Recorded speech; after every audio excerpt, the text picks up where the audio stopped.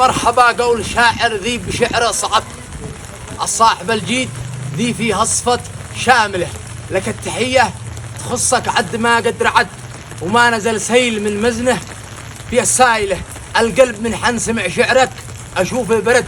حروف شعرك ورضمك والبيوت قاتله، سمعت شعرك وقلت اليوم ابشر برد، واحسن قصيدة معك هي غلطة العائلة، ونعم بك انت وجدك صدق هو خير جد، خلف رجاجيل ما بكذب ولا جامله، وقت المواقف ولا الشذان ما رد حد،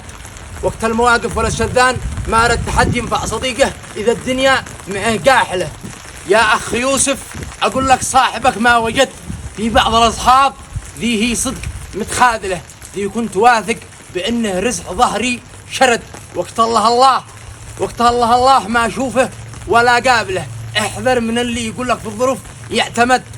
احذر من اللي يقول لك في الظروف يعتمد، يجاملك بس ويمشي في طريق مايله، ابقى مع ذي جوارك قد وقف واستعد، وذي يواصل معك في خدمتك واصله، وابقى المن في الرخاء يبقى معك للأبد، وانسى الذي قد نساك يا صاح وتجاهله، به شخص في صحبته تكسب لك أصحاب عدد، وشخص تخسر جميع الناس من باطله، وشخص تخسر جميع الناس من باطله.